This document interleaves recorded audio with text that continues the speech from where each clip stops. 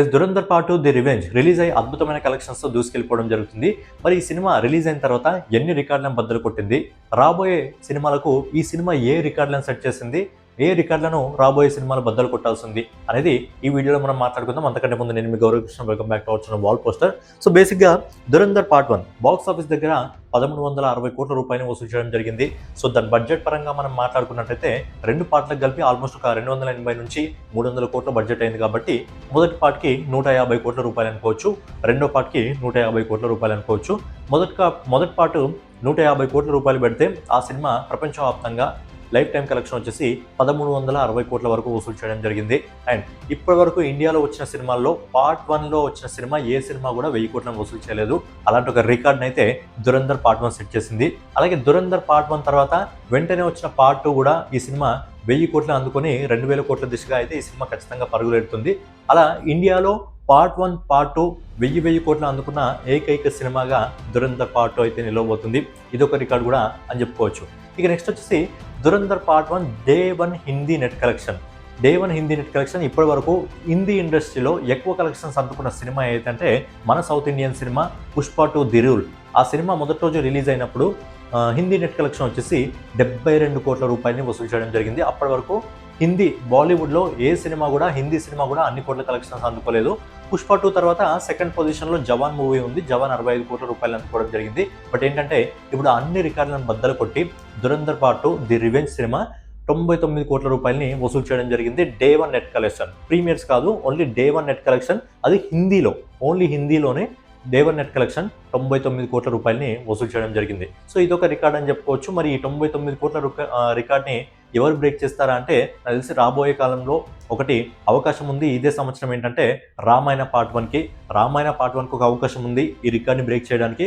లేదంటే మన సౌత్ నుంచి నెక్స్ట్ ఇయర్ చాలా సినిమాలు వస్తున్నాయి, ఆ సినిమాలన్నీ కూడా బద్దలు కొట్టే అవకాశం ఉంది. ఇక మనం గ్యారంటీగా చెప్పుకోవాలంటే వారణాసి అయితే ఈ రికార్డ్ని అయితే ఖచ్చితంగా బ్రేక్ చేయడం జరుగుతుంది. ఇక అలాగే బాలీవుడ్ చరిత్రలో ఇప్పటి వరకు బాలీవుడ్కి సంబంధించిన ఏ సినిమా కూడా మొదటి రోజు 100 కోట్ల నెట్ కలెక్షన్ని అందుకోలేదు హిందీలో.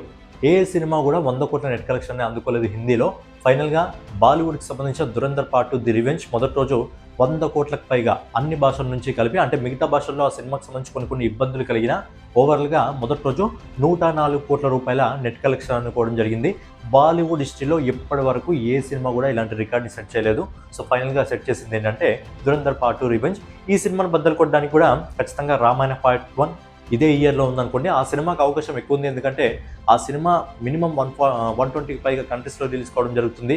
మల్టిపుల్ లాంగ్వేజ్లో, చాలా లాంగ్వేజ్లో టెక్నాలజీ వాడడం జరుగుతుంది. 4000 కోట్ల బడ్జెట్ పెట్టడం జరుగుతుంది. కాబట్టి ఆ సినిమాకు ఒక అవకాశం ఉంది. ఆ సినిమా లేదంటే గ్యారంటీగా వారణాసి ఈ ఉన్న రికార్డులన్నీ బద్దలు కొట్టడం జరుగుతుంది. లేదంటే మళ్ళీ పుష్ప 3 వస్తే ఈ రికార్డులన్నీ బద్దలు కొట్టడం జరుగుతుంది. సో ఇది కూడా ఒక రికార్డ్ అని చెప్పుకోవచ్చు. బట్ బాలీవుడ్ చరిత్రలో ఇప్పటి వరకు బాలీవుడ్కి సంబంధించిన ఏ సినిమా కూడా మొదటి రోజు 100 కోట్ల నెట్ కలెక్షన్ వసూలు చేయలేదు. ఫైనల్గా Dhurandhar part 2 the revenge movie అయితే నెట్ కలెక్షన్ వసూలు చేయడం జరిగింది. ఇక నెక్స్ట్ వచ్చి పెయిడ్ ప్రివ్యూస్ గురించి మాట్లాడుకున్నట్టయితే పెయిడ్ ప్రివ్యూస్ రూపంలో కూడా ఈ సినిమా ఒక అరాచకాన్ని క్రియేట్ చేసిందని చెప్పొచ్చు. పెయిడ్ ప్రివ్యూస్ రూపంలో లాస్ట్ టైం ఎక్కువ కలెక్షన్స్ అందుకున్న సినిమా ఏంటంటే ఓజీ పెయిడ్ ప్రివ్యూస్ రూపంలో దాదాపుగా 25 కోట్ల రూపాయల వరకు అందుకోవడం జరిగింది. అప్పుడు ఆ సినిమాకి ఎంత క్రేజ్ ఉండానో మనందరికీ తెలిసిన విషయమే. బట్ ఏంటంటే అంతకు మించి దురంధర్ పార్ట్ అందుకోవడం జరిగింది. ఓజీ 25 కోట్ల రూపాయలు అందుకుంటే దురంధర్ పార్ట్ 54 కోట్ల రూపాయలని పెయిడ్ ప్రీమియర్స్ రూపంలో అనుకోవడం జరిగింది. ఇది కూడా చాలా పెద్ద మైల్ స్టోన్ అని చెప్పొచ్చు. ఈ రికార్డ్ని మరి రామాయణ పార్ట్ 1 అందుకుంటుందా లేదా అనేది తెలియదు, కానీ చిన్న అయితే నాకు తెలిసి పుష్ప 3 కానీ, వారణాసి కానీ, లేదంటే స్పిరిట్లు కానీ, ఈ సినిమాలు కానీ ఖచ్చితంగా ఈ రికార్డ్ని బ్రేక్ చేసే అవకాశం ఉంది. కాకపోతే బాలీవుడ్లో ఈ సినిమా చాలా రికార్డులు అయితే సెట్ చేసి పెట్టింది. ఈ రికార్డులను కొట్టడానికి నెక్స్ట్ ఇయర్ చాలా సినిమాలు అయితే రావడం జరుగుతుంది. సో ఇది కూడా ఒక రికార్డ్ అని చెప్పుకోవచ్చు. నెక్స్ట్ వచ్చేసి గంటలో బుక్ మై షోలో ఎక్కువ టికెట్లు ఇప్పటివరకు అమ్ముడైన సినిమా ఏంటంటే పుష్ప గంటలో ఆల్మోస్ట్ 1,07,000 టికెట్స్ ఏమో సేల్ చేయడం జరిగింది. పుష్ప 1 అవర్లో 107,000 టికెట్లు అనుకుంటా, 107,000 టికెట్లు సేల్ చేయడం జరిగింది. సో ఆ రికార్డ్ని కూడా బ్రేక్ చేయడం జరిగింది. దురంధర్ పార్ట్ 2 గంటలో 1,08,000, 1,10,000, 1,10,000, 1,11,000 వరకు వెళ్ళడం జరిగింది. సో ఆ రికార్డ్ని కూడా బ్రేక్ చేసి ఒక కొత్త చరిత్రను అయితే బాలీవుడ్కి సంబంధించిన దురంధర్ 2 సినిమా రాయడం జరిగింది. మరి ఈ రికార్డును రాబోయే నాకు తెలిసి ఖచ్చితంగా వారణాసి, రామాయణ సినిమాలు చాలా నెక్స్ట్ ఇయర్ ఈ ఇయర్ మనం దురంధర్ 2తో ఎలాంటి రుచి చూడడం జరిగిందో నెక్స్ట్ ఇయర్ వస్తున్న సినిమాలు ఏవైతే ఉన్నాయో, స్పిరిట్ కానివ్వండి, వారణాసి కానివ్వండి, డ్రాగన్ కానివ్వండి, 22 కానివ్వండి, ఇలాంటి సినిమాలతో పాటు రామాయణ పార్ట్ 1 పార్ట్ 2 ఈ సినిమాలన్నీ కూడా ఖచ్చితంగా ఇండియన్ హిస్టరీలో చాలా రికార్డులు బద్దలు కొట్టడానికి వస్తున్నాయి. నాకు తెలిసి నెక్స్ట్ ఇయర్ ఒక్క సినిమాకి సంబంధించిన రికార్డ్ని ఒక సినిమాకి సంబంధించిన రికార్డ్ని ఇంకో సినిమా ఖచ్చితంగా బ్రేక్ చేస్తుంది. ఇప్పుడు దురంధర్ 2 ఏవైతే రికార్డ్స్ సెట్ చేసిందో నాకు తెలిసి ఇవన్నీ రికార్డ్స్ కూడా నెక్స్ట్ ఇయర్ రాబోతున్న చాలా సినిమాలు బద్దలు కొట్టడం జరుగుతుంది. బట్ ఈ ఇయర్ వస్తున్న సినిమాల్లో ఒక సినిమా అయితే అవకాశం ఉంది, అదే రామాయణ. మరి చూద్దాం ఈ ఇయర్ బద్దలవుతుందా, నెక్స్ట్ ఇయర్ బద్దలవుతుందా అనేది చూడాలి. ఇక final collection, day 1 final collection, day 1 premieres plus day 1 మొత్తం కలెక్షన్ కలుపుకొని మొదటి రోజు 150 కోట్లకు పైగా వసూలు చేసిన ఓజీ రికార్డ్ని బ్రేక్ చేసింది. అలాగే దేవరా రికార్డ్ని బ్రేక్ చేసింది, కల్కి రికార్డ్ని బ్రేక్ చేసింది, సలార్ రికార్డ్ని బ్రేక్ చేసింది, 200 కోట్లకు పైగా వసూలు చేసిన ట్రిబుల్ రికార్డ్ని బ్రేక్ చేసింది, బాహుబలి 2ని బ్రేక్ చేసి ఫైనల్గా ఒక్క పుష్పరాజుని మాత్రమే టచ్ చేయలేకపోయాడు. ఒక్క పుష్పరాజుని మాత్రమే. అంటే మన సౌత్లో ఉస్తాద్ భగత్ సింగ్ సినిమా రిలీజ్ కాకుండా ఉండి సౌత్లో ఈ సినిమాకి అదిరిపోయే షోస్ దొరికితే ఆ కంటెంట్ డిలే కాకుండా ఖచ్చితంగా ఈ సినిమాకి ఇంకా అద్భుతమైన కలెక్షన్స్ వచ్చేవి.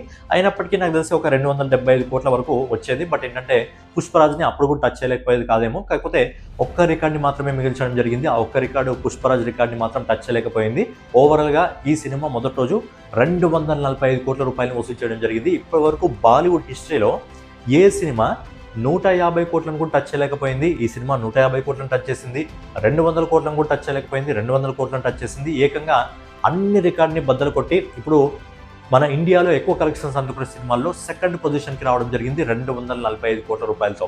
మొదటి రోజు 245 కోట్ల రూపాయలని అయితే ఇది ట్రేడ్ రిపోర్ట్ ప్రకారమే. మరి ప్రొడ్యూసర్ రిపోర్ట్ ఎంత ఇస్తారని తెలియదు. నాకు తెలిసి ప్రొడ్యూసర్ రిపోర్టు ఇంకో 30 కోట్లు అదనంగా కలిపే అవకాశం ఉంది. కాబట్టి నాకు తెలిసి ఒక 270 కోట్ల వరకు ఈ సినిమాకి సంబంధించిన రిపోర్ట్ ఇచ్చే అవకాశం ఉంది.